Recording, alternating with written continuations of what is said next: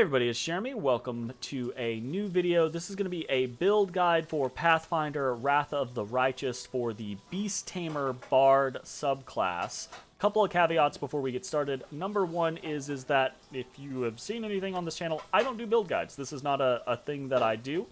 But some of the viewers on the channel have asked me if I could do a build guide or if I had like links to guides or things like that for this particular subclass. So there's not going to be any special formatting. This is probably going to be pretty rambly. Again, this is not something that I specialize in, so not something that I'm used to doing, but I'm going to try to make it as focused and quick as possible to get through. Okay, so that's caveat number one. Caveat number two is I am not an expert in Pathfinder Wrath of the Righteous. I haven't even beaten the game yet. I'm level 9 in the middle of the Siege of Dresden, playing on core difficulty. Right, so this is not going to be a min-maxed build guide that covers every single thing in the game, that does all of the perfect items, etc., etc. This is more of a core concept. I'm going to talk about a lot of generalized things, things that I have tried, things that I expect to work, and your mileage may vary. What you use as party composition is going to change things, etc., etc., right? This is more of a theme for the build guide, and I'm going to cover all of the things that I'm aware of and things that I think theoretically are going to be good. That being said, on that second caveat, I'm not an expert in Pathfinder Wrath of the Righteous, but I've played a lot of CRPGs, right? So I have a decent handle on how things work and how they probably will work. I have a decent understanding about what is effective or what is powerful and what is useful, okay? So those two caveats aside, let's jump into the actual concept, the Beast Tamer Bard itself. First, some people have asked me about this portrait and where I got it. As far as I'm aware, this portrait is a base offering with the game. I didn't do anything special to get this portrait. It's not DLC, it's not pre-order or anything like that. So if you don't have access to this portrait, I'm not sure why. My assumption would be that the only thing I can think of that would mean you don't have access to this portrait is either regional differences in the game, or if you've done some custom, like messing around with your custom files, maybe you accidentally deleted this portrait.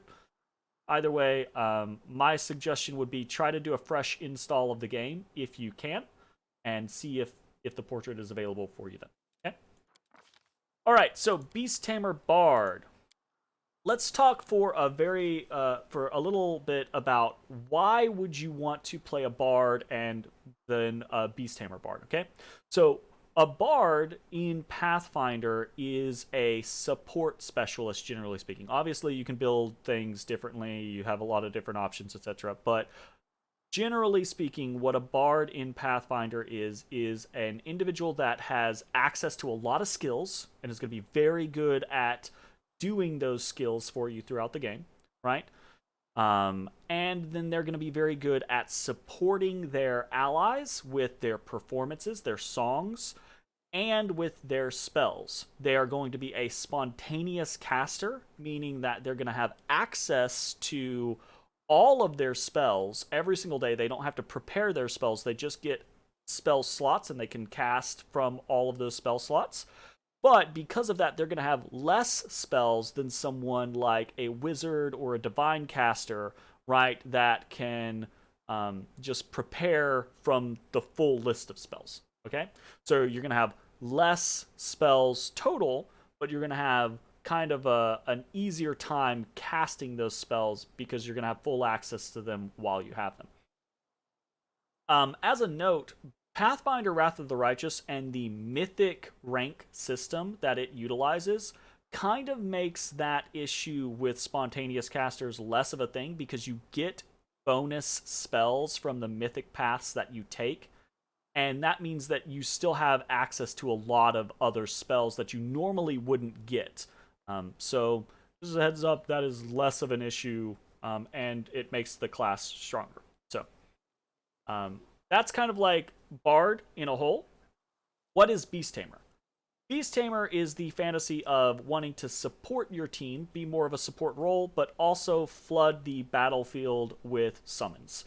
Beast Tamer Bards gain the ability to summon nature's ally spontaneously, which is the strong version of the Summon Nature's Ally spell. It's the Dryad version. I think other classes can get it too, but it's the more powerful version, which means that you're going to get access to really powerful spellcasters in the late game, and you're going to get access to stronger monsters earlier throughout the game.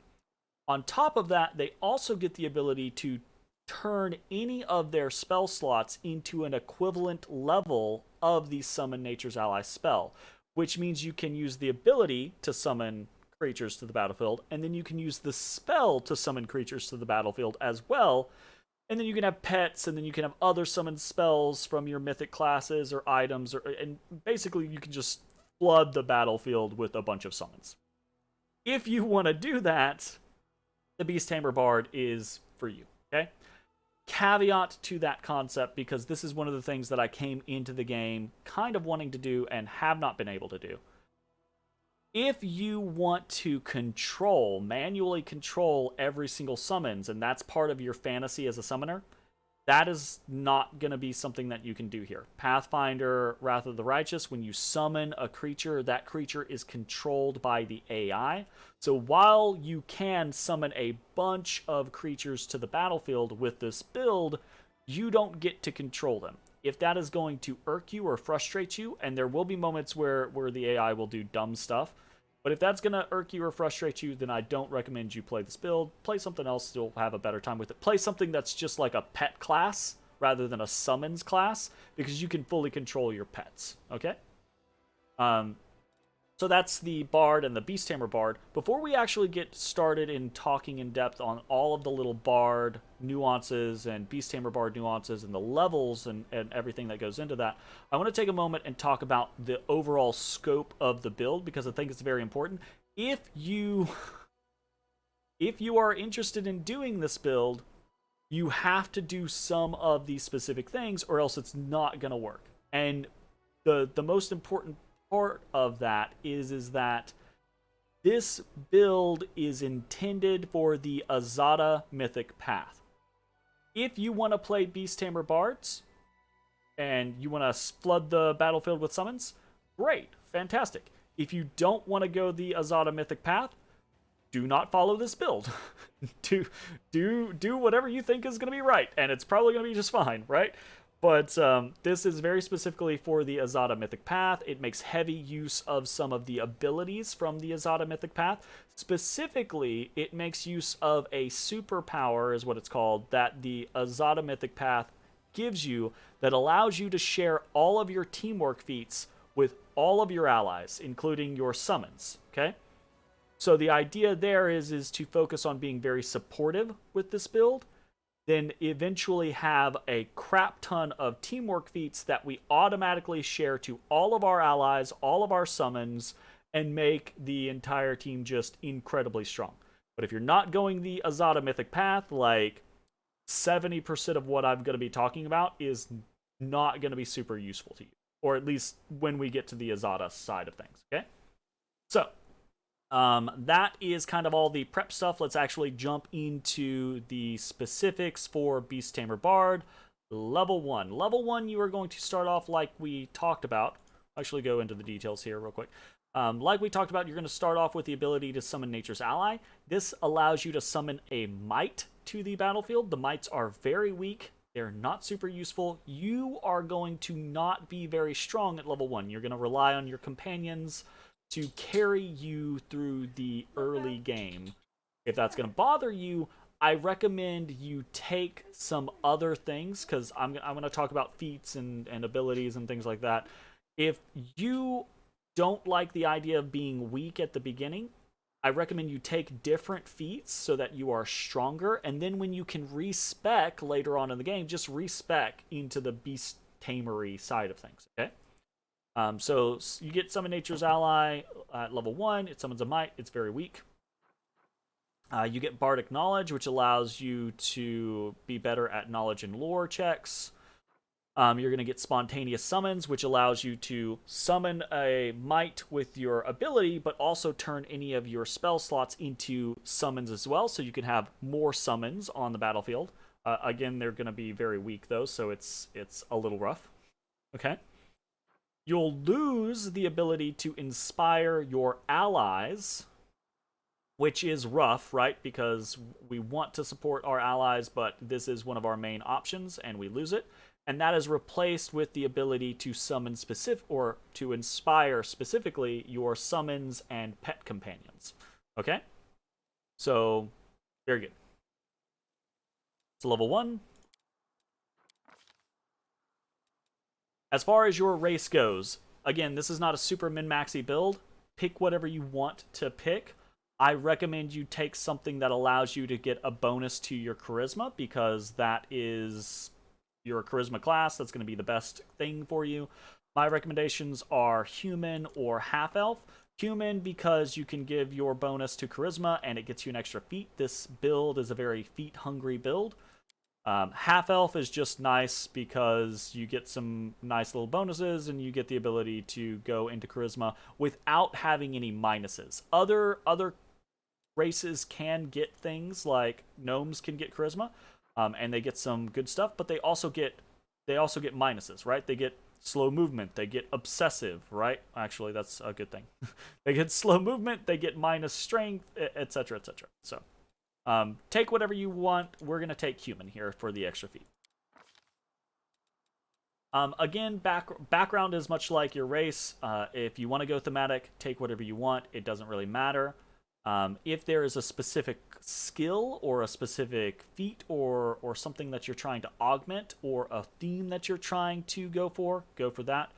I go for Scholar Divine because it gets us access to brew potions, which is relatively useful at the beginning of the game. And if we want to, we can do mythic brew potions later on for even better potions. Okay? Stats. Okay, so this actually does matter. We go 7 strength because we are not a DPS class. We do not care about damage. We don't want to be close to the enemy. We are very squishy. Dump strength. And the flip side, we want to take 16 dexterity because we don't want to get hit. We want to be able to reflex save things like fireball spells and stuff like that. And while we're not a DPS class, we probably will attack every once in a while, especially at the beginning of the game to try to help move things along. And having additional dexterity on a short bow or something like that is going to give us a better chance to hit things.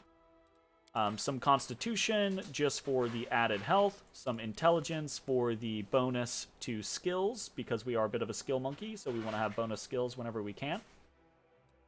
We're going to drop our wisdom. This is not good. This is very painful. This is going to be a problem later on in the game. We'll have to buff to augment or defend ourselves against mind-controlling effects or other wisdom saving throws.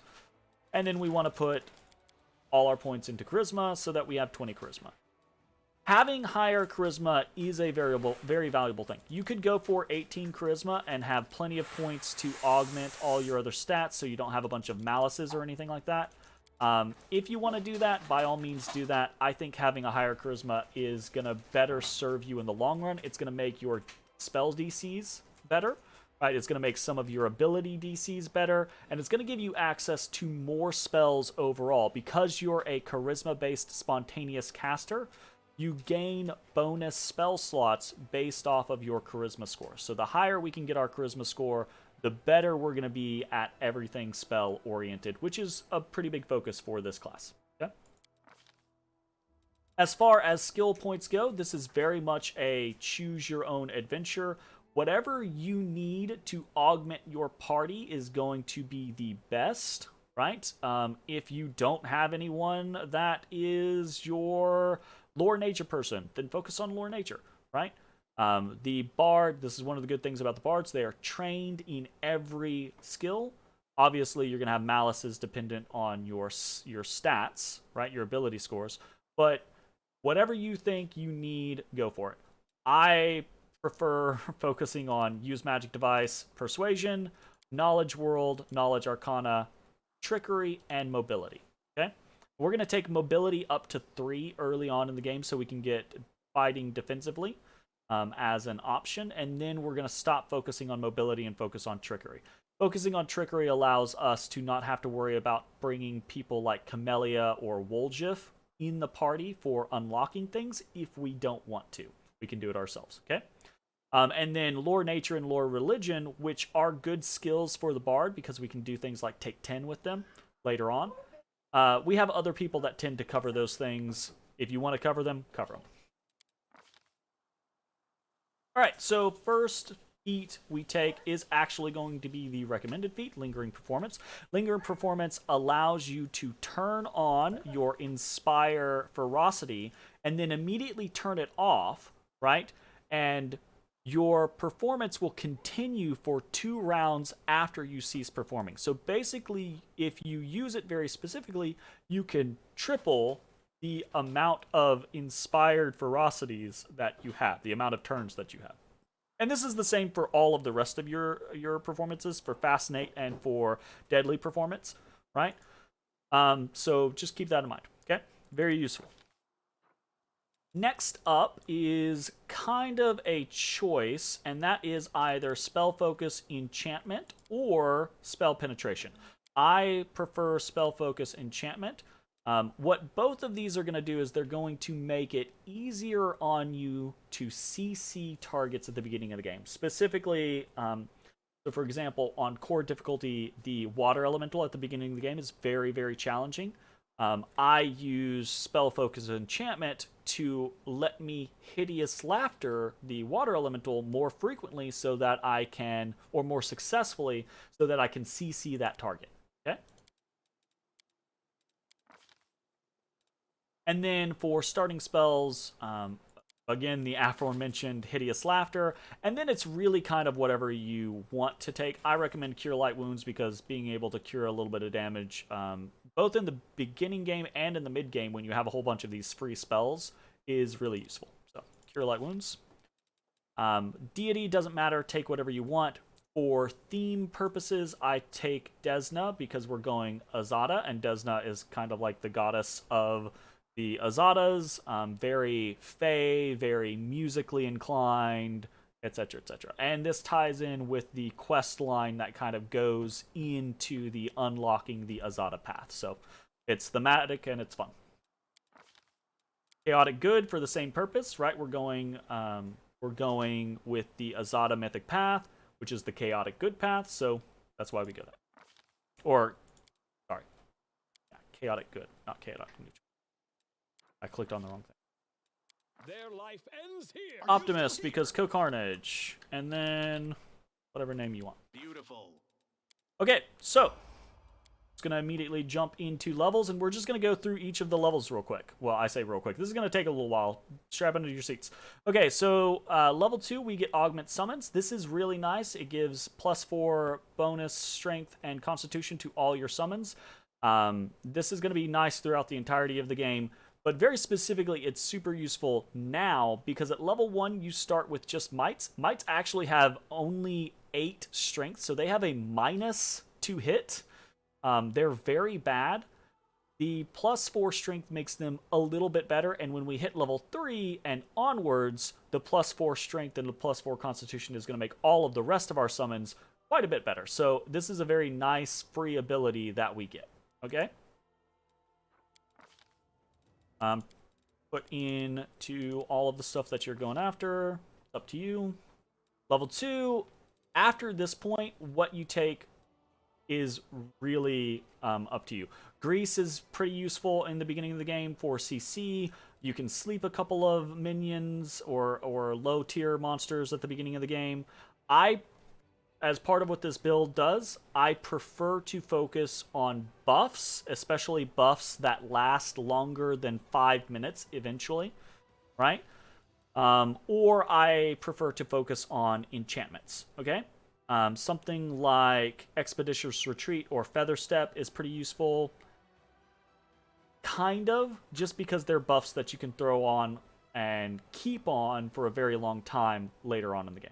So if you feel like you need something, my recommendation is probably going to be Grease, but I'm going to take these other things for buffs for later. Level 3. Beast Tamer Bard. We get access to Summon Nature's Ally 2, which is really good because it means we no longer have to use mites. We can use giant frogs. Giant frogs actually do damage and have some health. So this is a huge power spike for us. It's a lot of fun. This is where we actually start feeling like we're summoning and we matter. So, all right, number 3, level 3 feat. We want to take whatever we didn't take last time. If we took Spell Focus Enchantment, we want to take Spell Penetration. If we took Spell Penetration, we want to take Spell Focus Enchantment. Okay.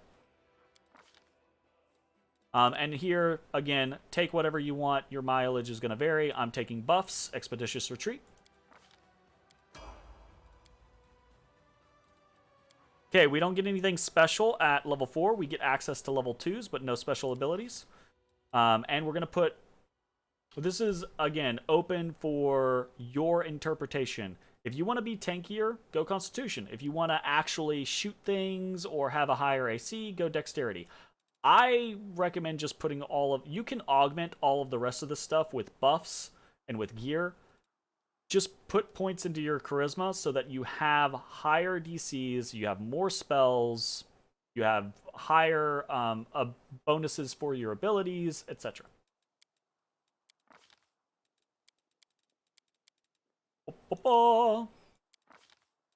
Alright, so we get our first level 2 spells at level 4. This is another thing that I don't think a lot of people know. You're going to cap out at level 6 spells from your class. You're never going to get 7th, 8th, and 9th spells from your class. We will get 7th level spells from the Azada Mythic Path, which is nice, but they're very limited in what we can get. So that is because we are a Bard class, so that's just one of the downsides. Level 4 gets us access to 2 level 2 spells. My recommendation is going to be Heroism because it's a very powerful buff that lasts for a very long time. At this point, when you put it on, it lasts for 40 minutes, which is basically a whole day. You might as well just short rest after that point. And then I take Cure Moderate Wounds because of healing. Again, take whatever you feel your party needs. Bard, Beast Tamer 5. So this is the level where that we get Lore Master. It allows us to take 10 on knowledge and lore checks, which is really nice. We get another level in Inspire Ferocity, which makes our summons and pets more powerful. And this is a very big deal. We gain the ability to summon leopards. You don't have to use this constantly, but leopards are one of the strongest summons that you can get for a very long time. I'm level 9 where I'm at, and I'm still using the leopards over the boars and the manticore. They're just that good comparatively. And probably when I hit 11, I'm just going to switch over to Smilodons because Smilodons are probably the best summons in the game. So, leopards, very, very good. Very happy to get them. You're going to see a lot of really good use from them. I will say, as an aside, and this might change because who knows, they patch the game a lot, right? The AI for the summons can be really wonky. It can get itself into some really dumb situations where it kind of like runs away from people and gives free attacks of opportunity when it shouldn't. The leopards prefer charging at targets. So if you summon them away from a target, that tends to be better because they will charge at that target. If you try to summon them directly on top of a target, the AI for the leopards, and this is really annoying, but the AI for the leopards will prefer to actually move away from that target, provoking an attack of opportunity so they can charge a different target. So experiment with it, see how it goes, but try to be cognizant of that issue, okay? More points in what we're going for. We're going to go ahead and catch Trickery up now that we've hit Mobility 3. Mobility 3 lets us fight defensively, and after that we don't care as much. Okay, so level 5 is where we want to take Superior Summoning. So Superior Summoning means whenever we summon more than one creature, we add 1 to the total number of creature summons. This means at level 5, if we summon a leopard, we're only going to get 1 leopard. But if we summon giant frogs, we're going to get 1d3 plus 1 giant frogs.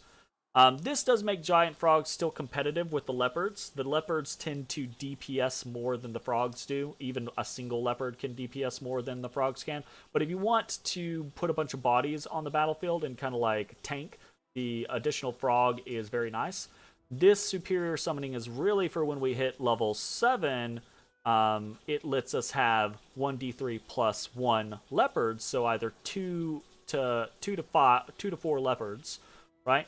So that's going to be a very big boost in our overall DPS. It's more consistent that way. So very useful. You can, by the way, if you want, you can wait until 7 to pick up superior summoning, but I still like having the additional frogs. So, all right, level 2. This is where it really just depends. Blur is a nice buff that you can use. If you want to have some more CC that you can use that's not Hideous Laughter, you can use Cacophonous Call. It's not bad. If you want to Dex buff some of your people like Camellia or Land, Cat's Grace is pretty good. Eagle's Splendor is good for putting Charisma on yourself. Hold Person is not bad, but you're fighting a lot of demons, so sometimes you'll go for a long while before you can actually use Hold Person on someone. A Mirror Image is a very good defensive buff for you. You have a lot of options. Again, I prefer to focus on buffs and the occasional debuff for enemies, so I'm going to go Eagle Splendor for myself.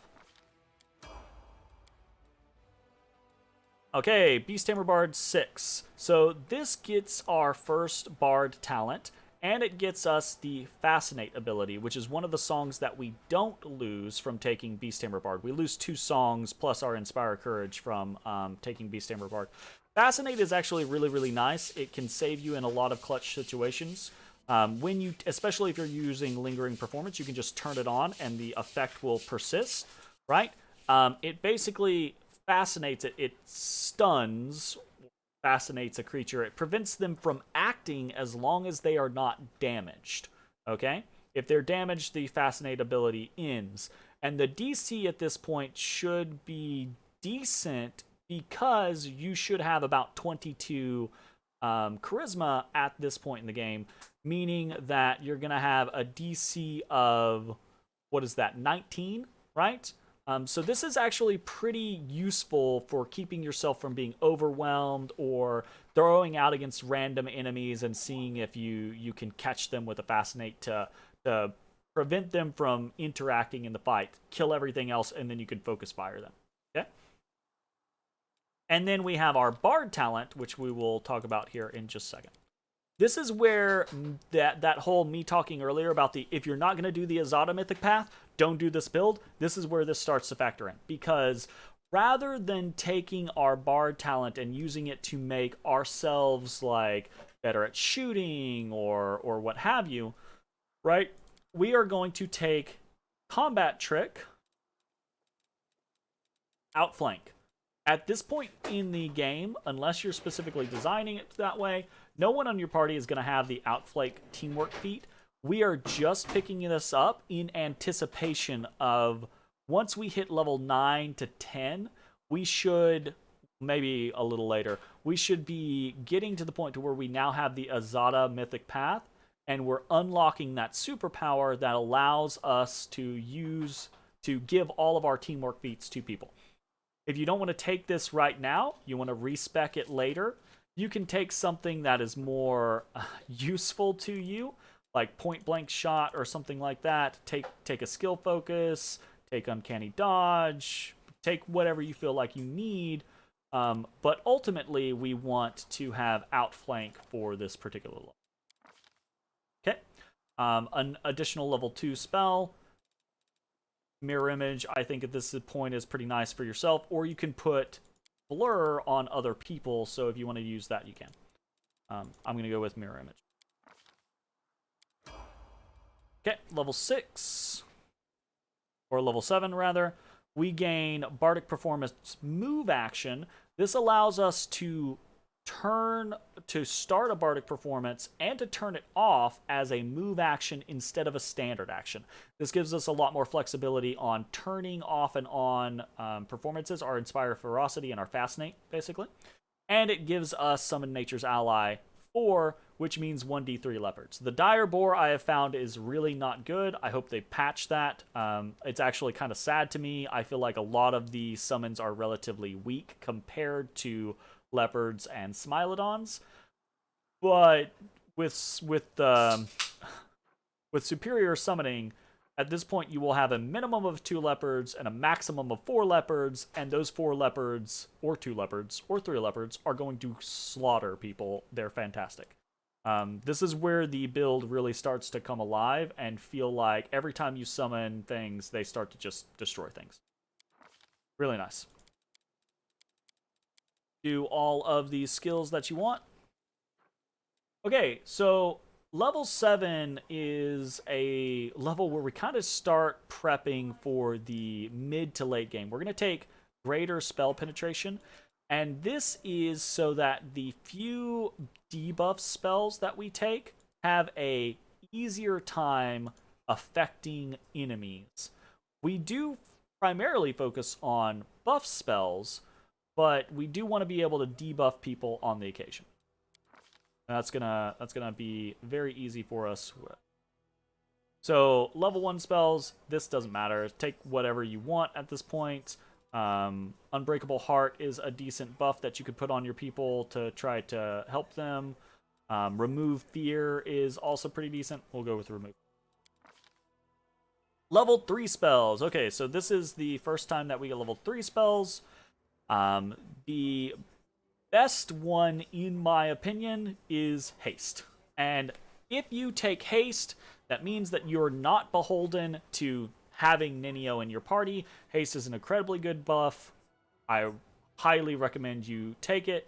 If you plan to always have Ninio, you could not take this and take something instead, and have Ninio cast it, but you could still take it, have more casts of it, have Ninio cast it when you're out of casts of it, etc., etc., right? So Haste is really, really good. It's a super awesome spell. Highly recommend you make use of it. Aside from that, there's a lot of other really good spells here. Blink is a very good defensive spell for you. Cure Serious Wounds is just really nice to have. Delay Poison Communal is one of those things where you can turn it on and you're basically immune. Your whole party is basically immune to poison. Dispel Magic is useful in certain situations. Displacement is really useful to put on your tanks for a really hard battle. Feather Step Mass is, again, one of those things of you can just throw it on, especially later on, and it's basically 24 hours. Good Hope is also one of those things. Very nice. Kind of a AoE version of Heroism, but it doesn't last as long. Remove Curse, super situational, but if you need it, it can be super useful. Confusion, AoE disability, but it affects your people, so you want to, hit groups of enemies away from you. There's a lot to take here. I tend to use my bonus spells or my additional spells for things like healing, so we're going to take Cure Serious Wounds. Okay, level 7. We're going to do all, by the way, we're going to do all of the Beast Tamer Bard's levels, and then we'll go back and do the Zada levels. This is level 8, sorry, not level 7. So, nothing super special on this level. We get a point in Charisma. Cool. Move on. Another level 1 spell. Again, this is kind of just take whatever you want. I think Good Hope is pretty nice. As a replacement for Heroism.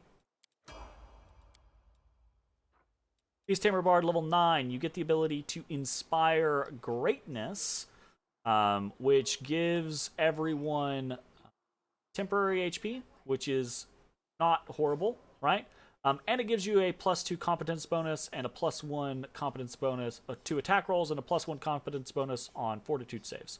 So this does actually affect all of your allies, so you finally do have something that you can use on all of your allies rather than just inspiring your pets or summons. So this is pretty nice. I don't like Inspired Greatness as much as I do Inspired Ferocity, generally speaking, but it's okay to utilize whenever you want to.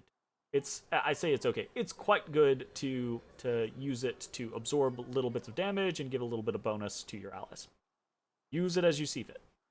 And then we get Summon Nature's Ally 4. This is where we get a Manticore. I've just gotten to the point to where I'm using the Manticore now, and unfortunately I have not found that it's any better than the damn leopards.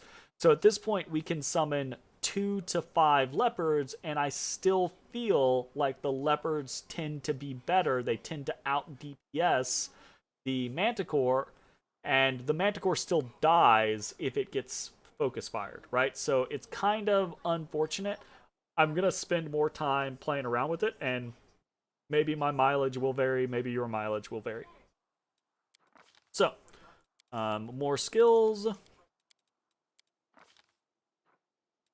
Alright, level 9 feat. This is where we are going to take greater spell focus enchantment. Again, just making our DC harder for the times where we try to CC people.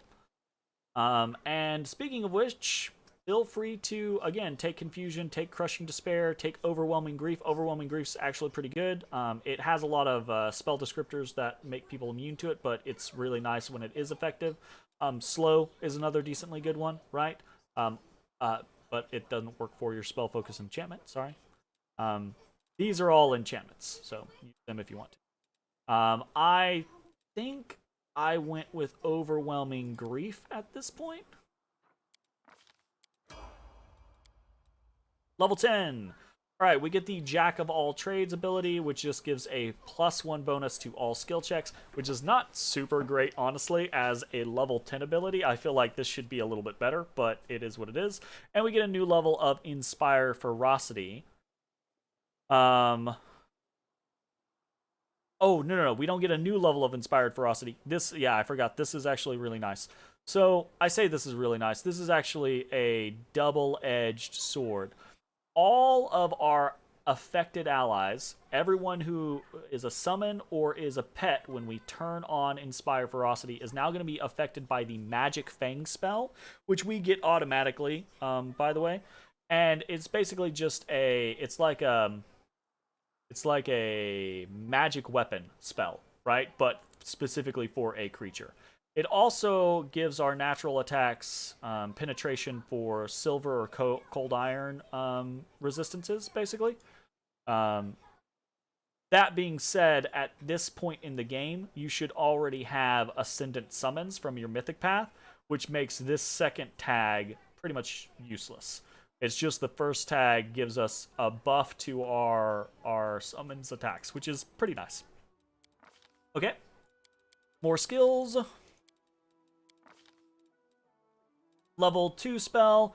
Take whatever you want here. I think Blur is a pretty good version. Or a pretty good spell to use.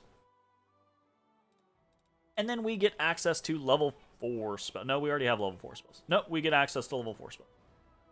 My goodness. So, level 4 spells. We get a couple of really good options here. But a lot of these are covered by our Mythic spells as well. So things like Freedom of Movement are really, really good, but we can pick those up through our Mythic spells as well, rather than picking them up here.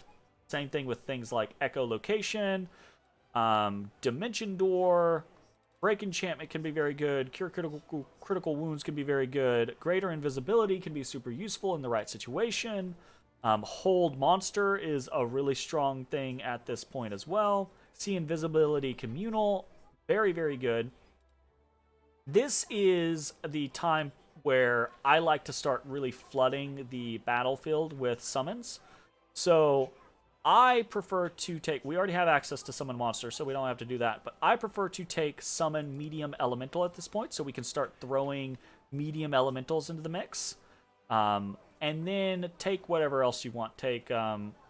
there's no super great... party buffs or anything like that. See Invisibility Communal is really useful for the right situations, and you can basically have this up forever eventually. At this point in the game, it's almost 2 hours long when you put it up, so it's pretty nice. If you want some more boom boom though, take Hold Monster. Should at this point with Spell Pin and Spell Focus Enchantment should have a pretty decent rate for you for that. So. Actually, we'll take that. Level 11. Okay, we get Summon Nature's Ally 6. So we actually lose our ability to summon leopards here. I don't know if you can go back and use a lesser version. I think you can't. But we don't care because we get Smilodons, and Smilodons are insanely powerful. You basically want to summon Smilodons for the rest of the game unless you're summoning casters for a specific reason. So should be a very big, very powerful level. We also get bonuses to our Inspire Ferocity at this point. Very nice. More skills. Okay, so level 11 as far as feats go. Now is the point where most of our feats we want to take teamwork feats for, because at this point we should have or should be about getting the Azada superpower that allows us to share teamwork feats. So all of the feats that we get from now on, we want to be teamwork feats so that they can be shared with all of our allies and all of our summons and pet allies. So at this point, if you have a specific thing in mind, take what you want. I am going to recommend a specific order just because I think they're the most powerful. We will have already picked up back to back and seize the moment, as well as outflank, which I think are some of the top ones. Now we're just going to pick up some of the others. Allied Spellcasters, the thing that I start with. If you want to pick a different teamwork feat, pick a different team. That at this point, level 1 spells don't matter. Take whatever you want to take. We're taking Unbreakable Heart. Level 4 spells, still pretty good. Whatever you think is going to be a really big thing at this point. I think Dimension Door is going to be super useful. See Invisibility, Communal is probably going to be pretty useful. Go ahead and take that. Beast Tamer Bard. We get Soothing Performance at this level. Soothing Performance allows us to do a mass Cure Serious Wounds. And it removes Fatigue, Sickened, Shaken, but it takes 4 rounds of continuous performance. So not typically something that you want to use in the middle of a battle. But to my understanding, I could be wrong, but to my understanding, what I think you can do is like post-battle, you can turn on your Soothing Performance, right? Let it tick for 2 turns, and then turn it off, and your Lingering Performance will carry it over to the requisite 4 rounds, and then it'll pop, and you get like an after-battle heal for your party. Or you can just turn this on in the middle of a really difficult battle, and every 4 rounds, everyone in the AoE just gets, boom, mass Cure Serious Wounds. 4 rounds later, boom, mass Cure Serious Wounds. Right? That type of thing. So, useful in situations. Or Charisma, or whatever you want. Or skills, whatever you want. At this point, whatever you want to take for spells is going to be perfectly fine. We'll take Dimension Door. At this point, we have probably a more sustained healer. Either you're using Dayren or Sociel, or you have so many half healers in your party that it doesn't matter. Bardic Performance Swift Action means it no longer takes a move action for us to change or turn off and on our Bardic Performance. We can do it as a swift action, which allows us a whole lot of fine, minute control over when we do our performances, flipping them on and off very easily. Summon Nature's Ally 7, 1d3 plus 1, Smilodons, Superpower Spike, very, very strong, should kick the crap out of everything, basically.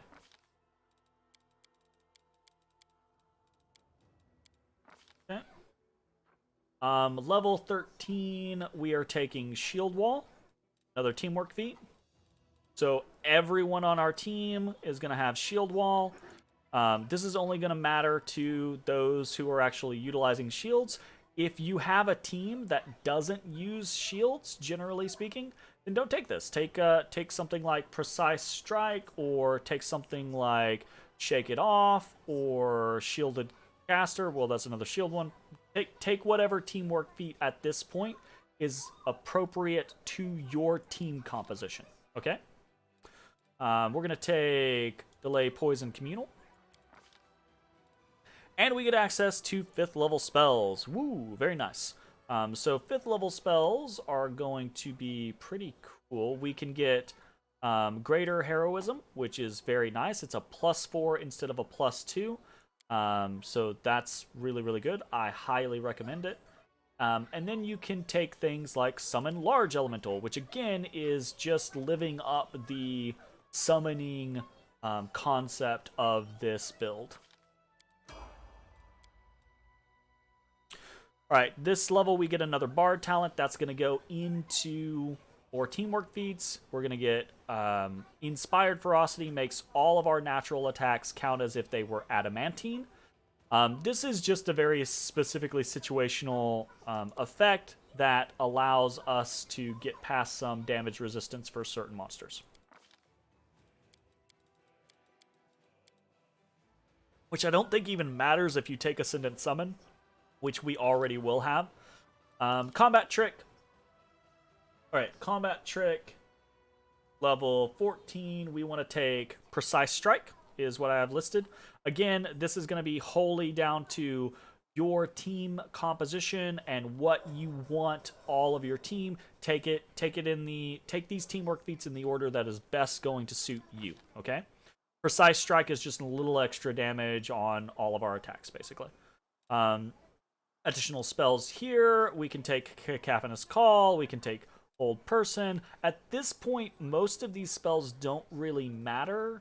I would take something that is a buff that we can just throw on whenever we want. So I'll take like Cat's Grace, right? Level 5, we go back to the big ones. And here is, again, kind of like whatever you need for your party. If you need a healer, Mass Cure Light Wounds can be very, very strong at this point, right? If you need a debuffer, especially with how we have built, Mass Cacophonous Call, also very good at just debilitating a group of enemies. You can take Cloak of Dreams to kind of be more defensive about you, right? Greater Dispel Magic if you're having issues with trying to get debuffs or buffs off of enemies, right? That's pretty useful. Song of Discord can be okay. Generally speaking, I'm going to take Mass Cacophonous Call. See how that goes. Level 15, we get Inspire Heroics. So, inspired creatures, basically those people that are affected by your inspiration spells, or not spells, your songs, right? No, never mind. This is just everyone. So you just inspire everyone within 30 feet of you. So they gain a +4 morale bonus to saving throws and a +4 dodge bonus to AC. As long as they're able to witness the performance. See, I think this actually does mean they have to be affected by your performance. So I think they have to be touched. So Inspire Greatness should affect all of your party members, but Inspire Ferocity should only affect your pet allies and your summons. I don't know specifically how they code this, but you have the ability to affect both. Just use whatever you need to use to trigger this whenever you need to trigger it. Okay? And then Summon Nature's Ally 8 is 1d4 + 1 Smilodons. Hell yeah, those Smilodons are going to slaughter everything. Fantastic.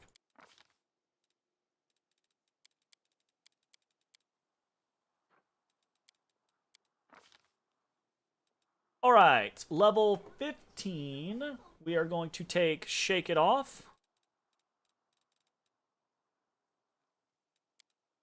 Which just gives us saving throws or bonus to saving throws. Maximum of +4, so that should be pretty nice. Level 5, take whatever you think you feel like you need. We're going to take Cure Mass Wounds, or Mass Cure Light Wounds. Beast Tamer Bard 16, we don't get anything super special for this level. Up our Charisma, up all of our skills, as we have been. Take whatever spell you feel like you need at this point. We'll take Serenity. And then we get access to 6th level spells. So this is going to be the highest level of spells that we can naturally get. So I'm going to take huge elementals again for the fantasy of summoning things. Huge elementals should be pretty neat, right? And then I think honestly it's kind of just take whatever buffs or debuffs you want to use. We've been gearing up this whole time to use debuffs on enemies, so Overwhelming Presence might be pretty good, right? Wave of Ecstasy might be pretty good.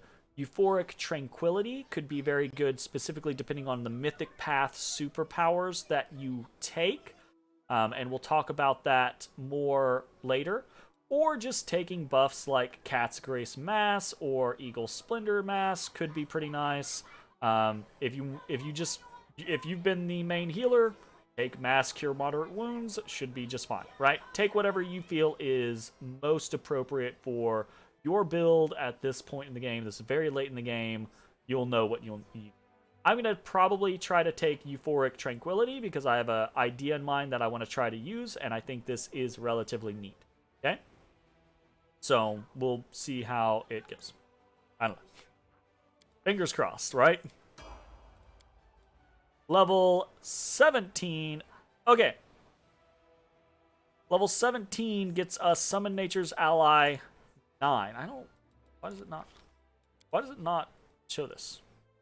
Level 17 gets us Summon Nature's Ally 9, and our final level of Inspire Ferocity. So, this is a +4 bonus to our Inspire Ferocity at this point. Pretty nice, very effective for our pets and allies, of which we should have many at this point in the game.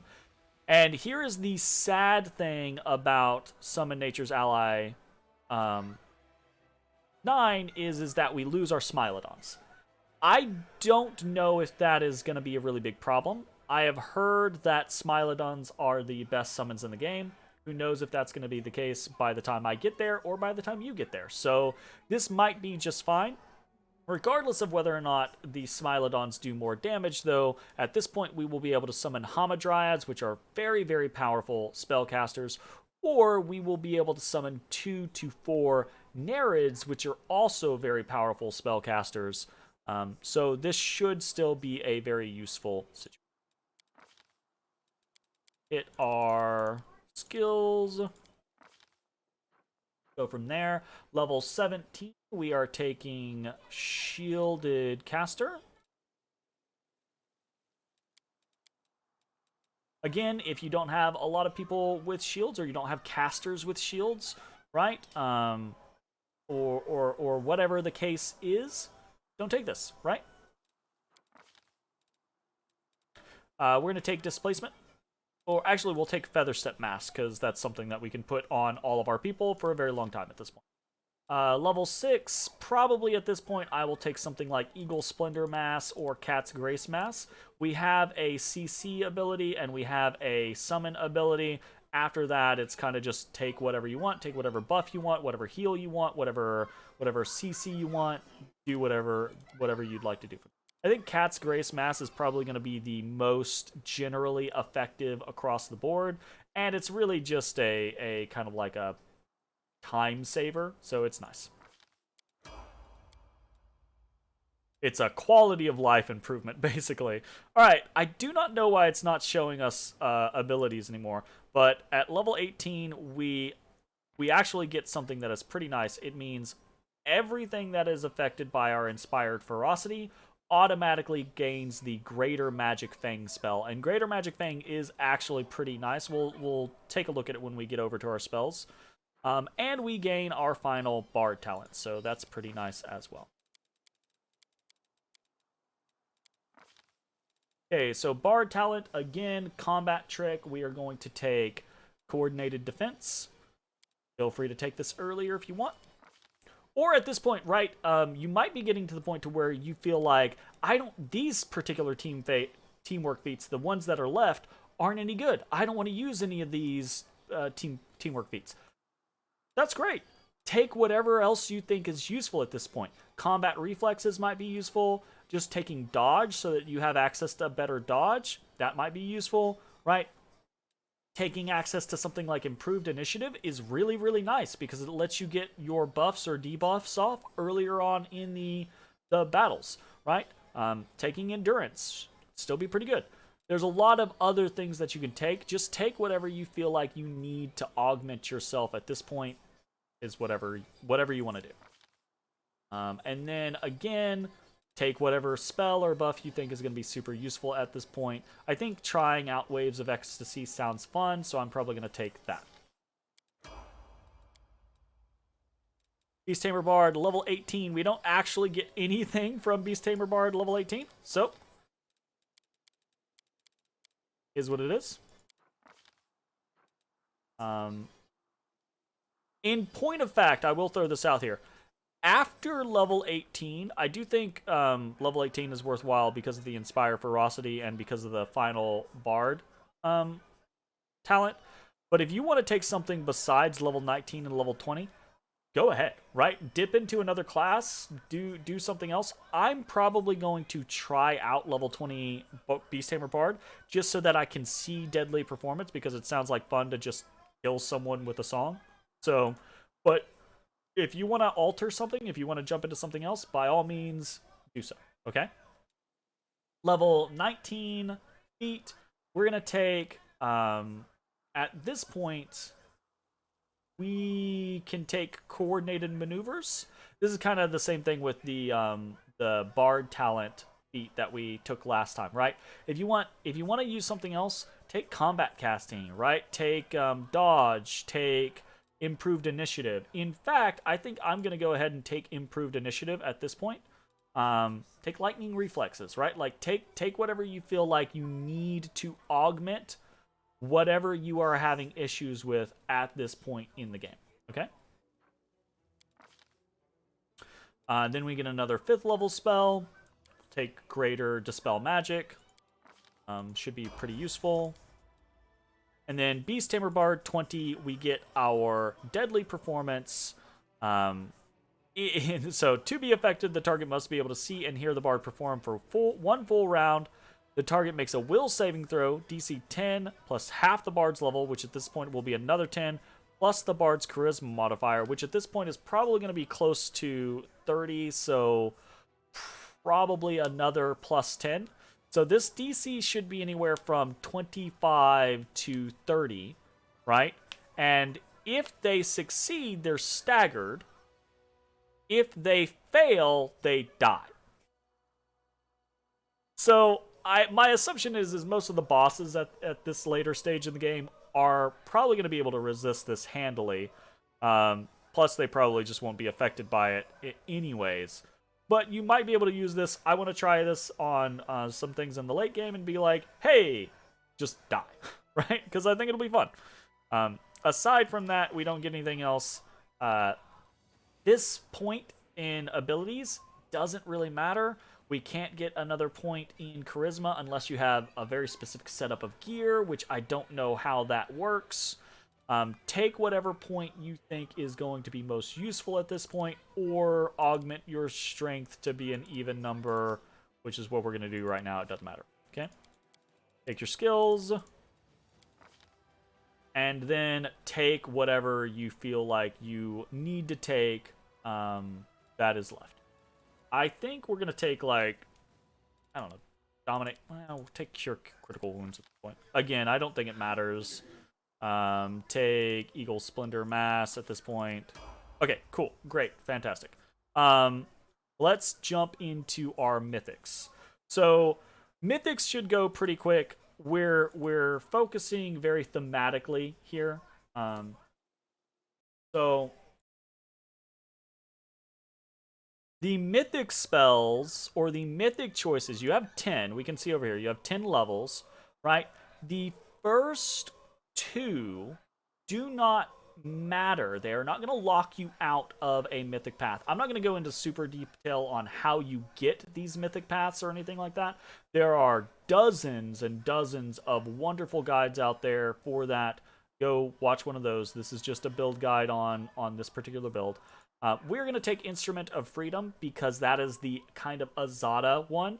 And because it's somewhat useful, you can put this on people earlier on, your damage dealers, like Lan or Winduog.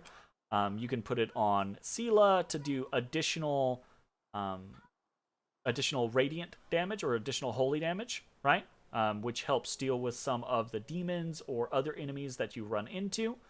And it's pretty nice. So it also gives us less electricity resistance and a saving throw, +4 saving throw against mind affecting effects. Remember when we talked about how having low wisdom was going to be really bad for us? This helps mitigate that somewhat, okay? So we're going to take that, okay? So Freedom's Child, and then we have our first really big choice. The two things that are best to start off with are either Ascendant Summons or Abundant Casting.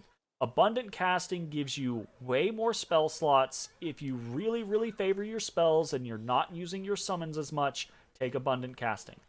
However, that being said, as a person who did that, I regretted it, and I think you should take Ascendant Summons instead because it buffs your summons across the board. They gain bonuses to all of their important stats equal to half your mythic rank +1. It's just going to be a +1 to start with, but the big thing is that they now ignore most damage reductions, meaning they actually damage a lot of the demons that you're going to be facing. So I do recommend you take Ascendant Summons to start with, okay?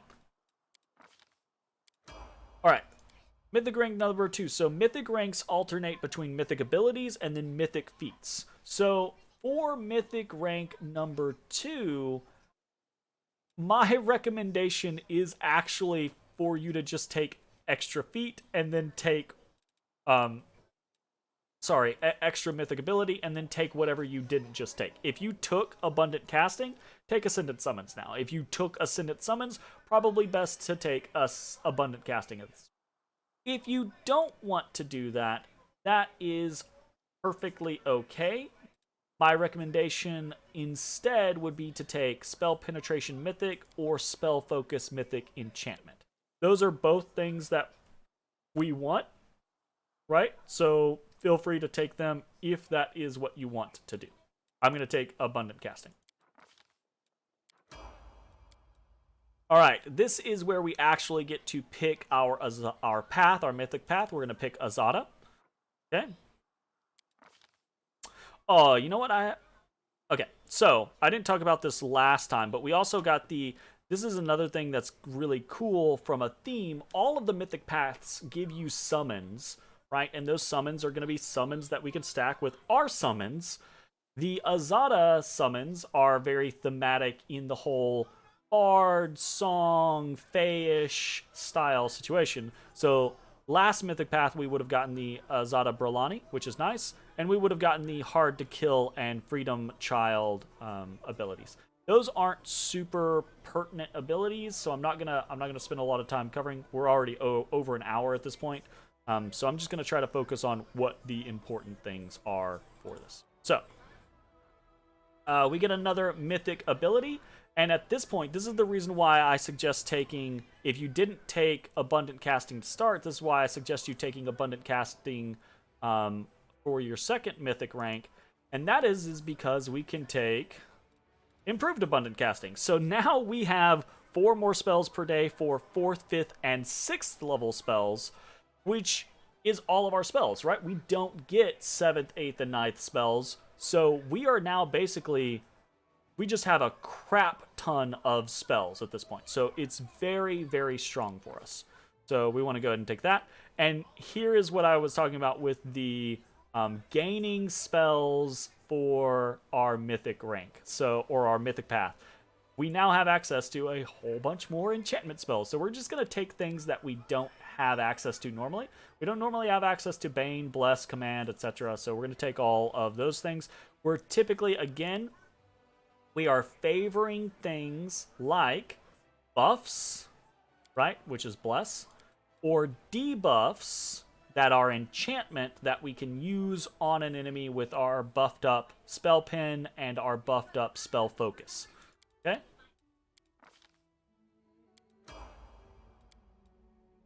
Alright, Azada Mythic Rank 4. This is the big, big deal one. Oh, I hate how they don't show this. We also got more songs. Again, very interesting. We get more songs as a Azada Mythic Path, very thematic from the Bard scenario, right? And we get in 3 when we take our Azada Mythic Pack, we get the Dragon Companion Ivu, which is really really cool. So Ivu gets stronger throughout this entire shtick. We also get summons down this side. Okay, so extra or the ability that we're going to take at 4, right, is Spell Focus Mythic Enchantment. And this is where all of what we've been planning to do really comes to fruition. So this is where we get to take Life Bonding Friendship. With this, we get to choose a teamwork feat, and all of these others are locked out because we already took them upon level up. We're going to take Seize the Moment.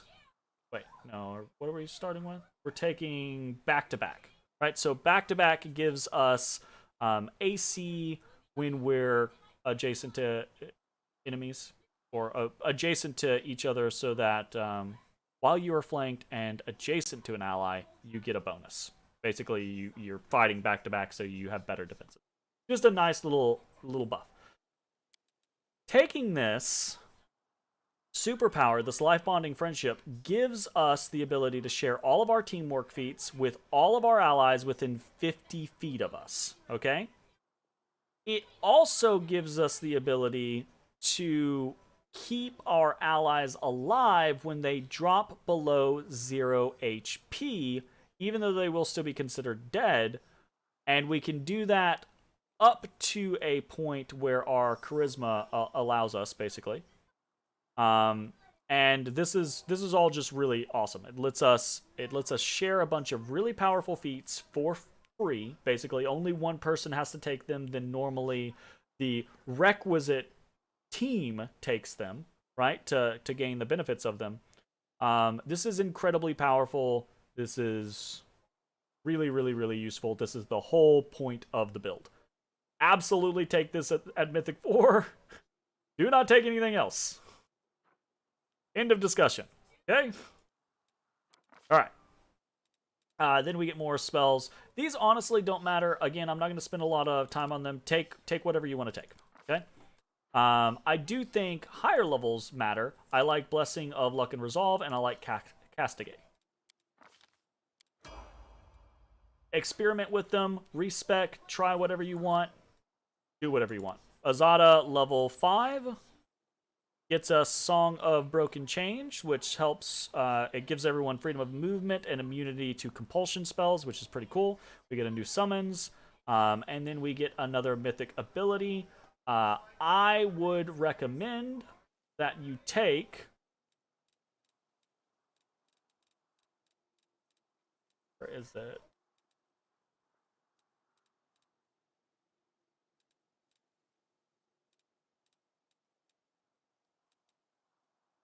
Oh, it's right there.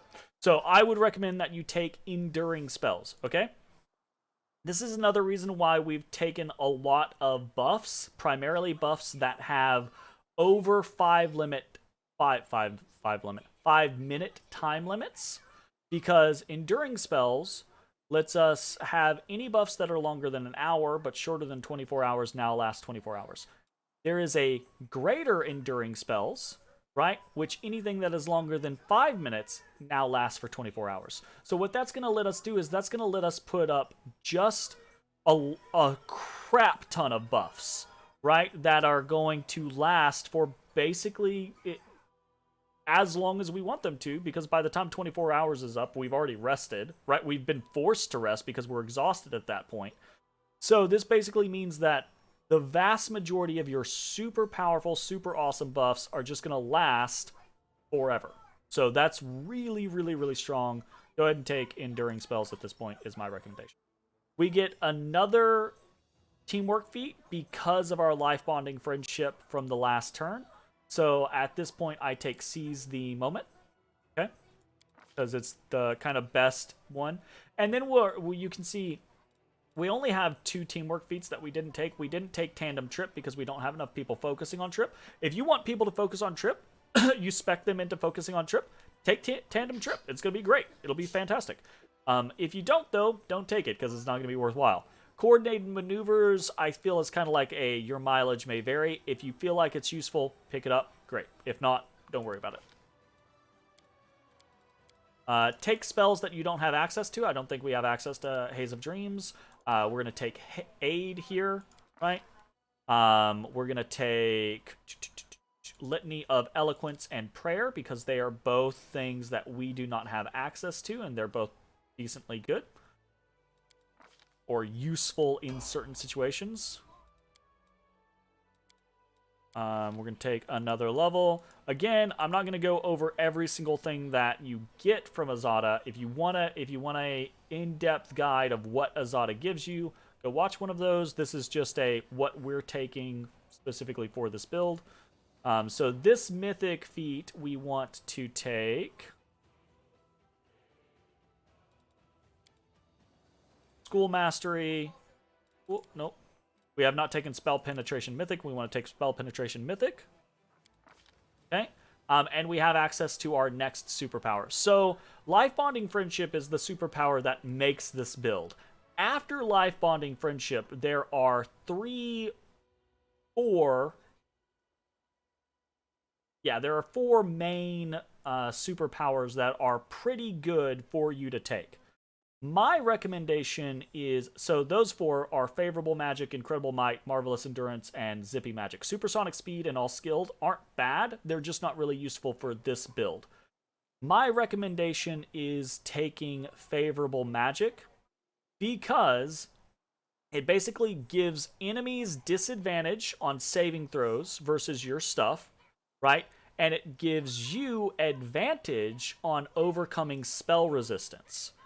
Which means that it is really, really easier for all of those CC spells that we took, like Hideous Laughter, Cacophonous Call, Mass Cacophonous Call, Castigate, a bunch of those different options. It's way easier for us to, with our Spell Pin and our Spell Focus Enchantment, etc., to guarantee that those things succeed, right? A lot of the time, as long as the enemies can be affected. That's the thing. The downside is a lot of our spells, there's a lot of enemies in this game that are just going to be immune to it entirely. But if they can be affected by it, Favorable Magic is going to be super useful for that. If you do not plan to use debuffs or do that style of play, don't take Favorable Magic. Take Incredible Might, Marvelous Endurance, and Zippy Magic instead, okay? Only take Favorable Magic if you're gonna try to go that CC route, which is what I think I'm gonna do.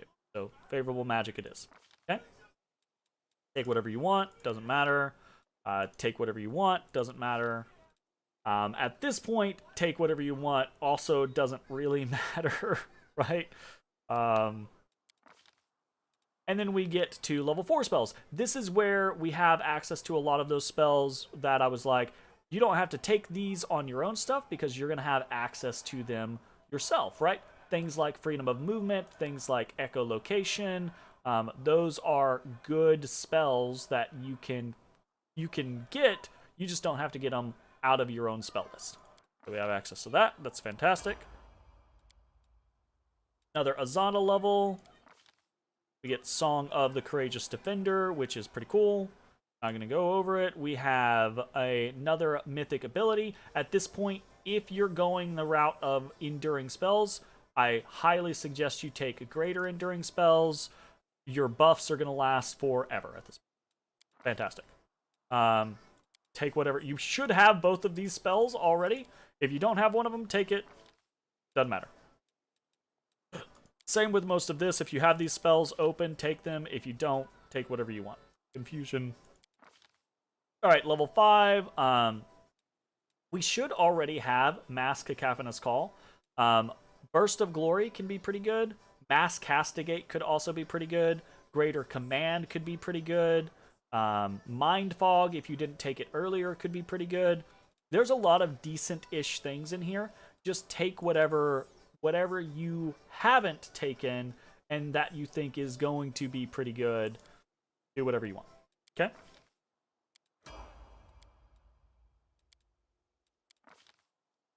All right, level 8. We get another superpower. We get more summons. We get another feat. I believe it is at this point.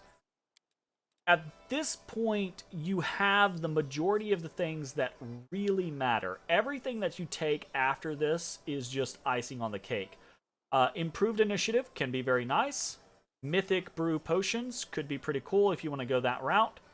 Sorceress Reflex is actually really, really strong. It allows you to swift action a spell up to level 4 or 5, because it depends on where you get this, basically. So that lets you swift action a lower level spell and then main action a higher level spell. So it's pretty cool. You can lace things like you can confusion, and anything that you don't get confused, you can do something like a mass cacophonous call or castigate or something like that, right? Higher level versions of things. So that's pretty neat. Or you can take something like toughness mythic just to give yourself some resilience in battle. If none of these things are things that you're interested in, take some extra feats to augment the things that you have. Take some extra mythic abilities. Best Jokes is pretty neat because it can cause your hideous laughter to chain, to jump around, right? Things like Inspirational Leader can be pretty useful. Greater Abundant Casting doesn't have a lot of bang for its buck, but you are going to get 7th level spells through the Azada Mythic rank eventually. So this could give you more uses of those 7th level spells if you want to go that route. Basically, take whatever you think is going to be useful at this point. I think probably either something defensive or something like School Mastery Enchantment will be pretty neat to take.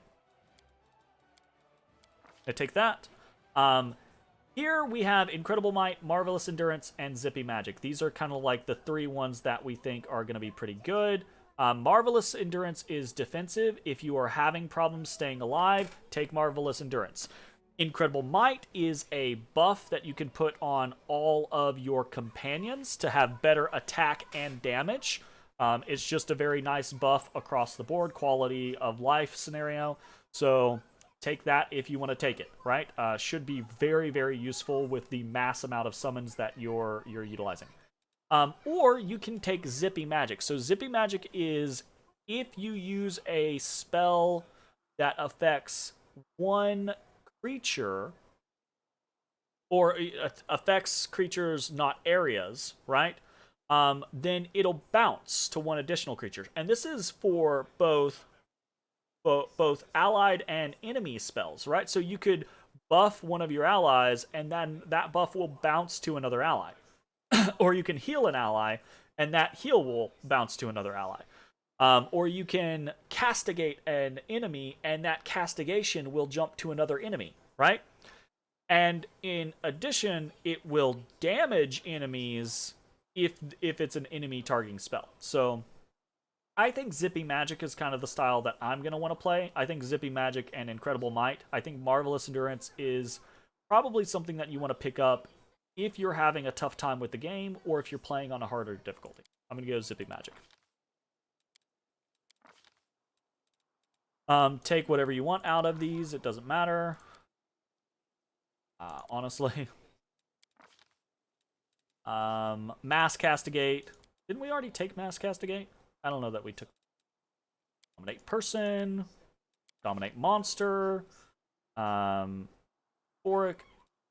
This, I think, does matter. I do think Blessing of Luck and Resolve is probably the best one that you can get, or one of the best ones that you can get. So I do kind of recommend that. And then after that, kind of whatever you want to take at this point. Overwhelming Presence is pretty cool.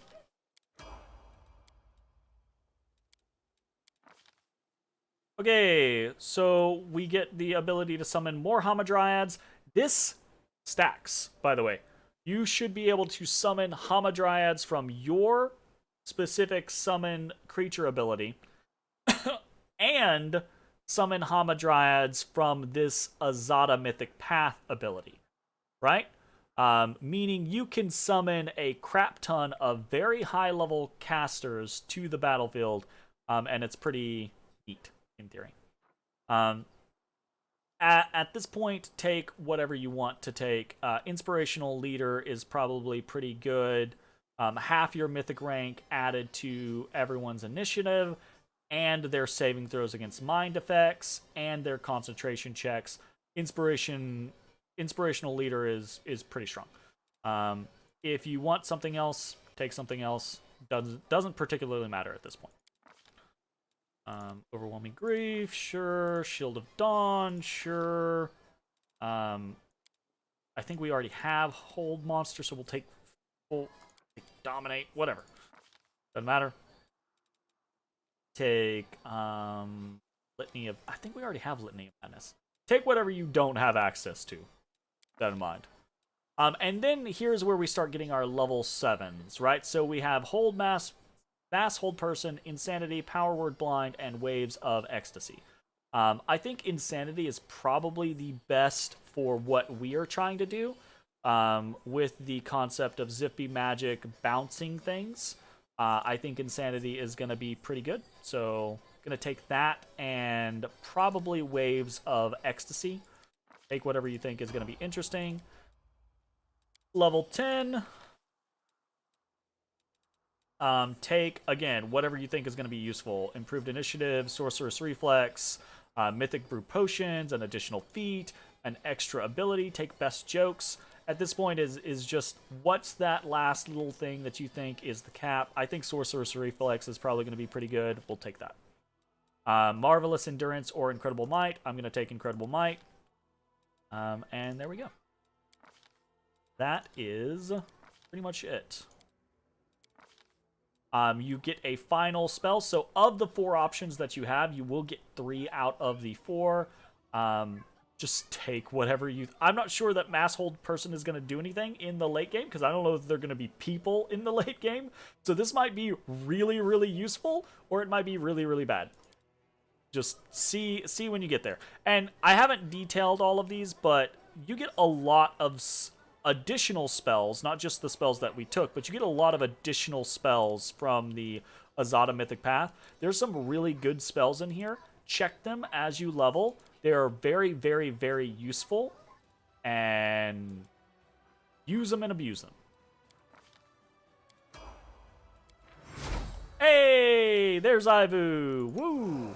And we can see, right, like we have all of these teamwork feats on automatically, so it's really, really, really good. We also have a heroism buff permanently because of what we are.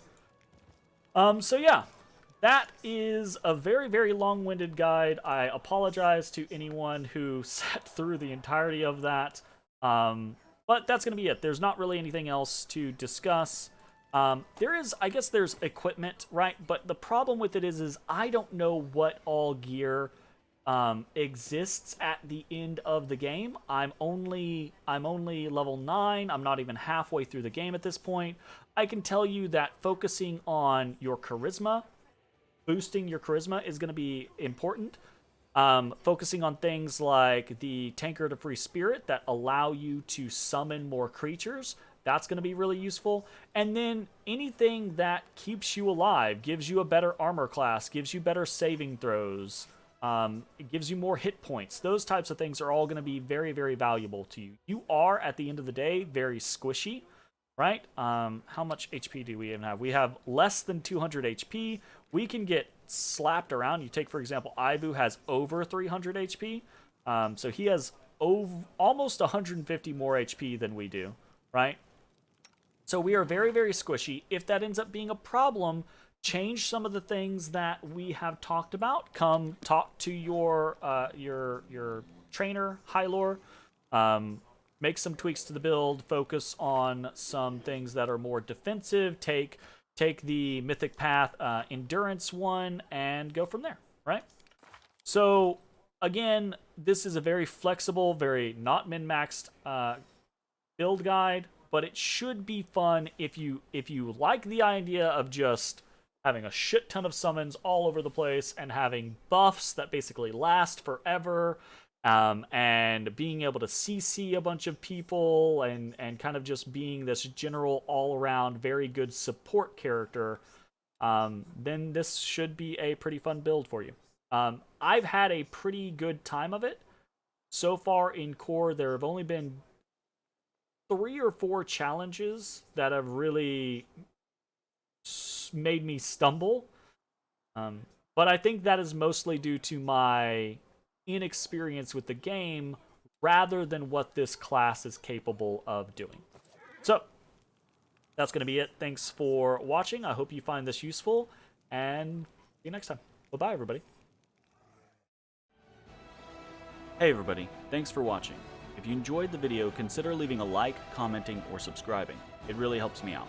If you'd like to see me live, head over to my Twitch at twitch.tv/thedistanthorizon.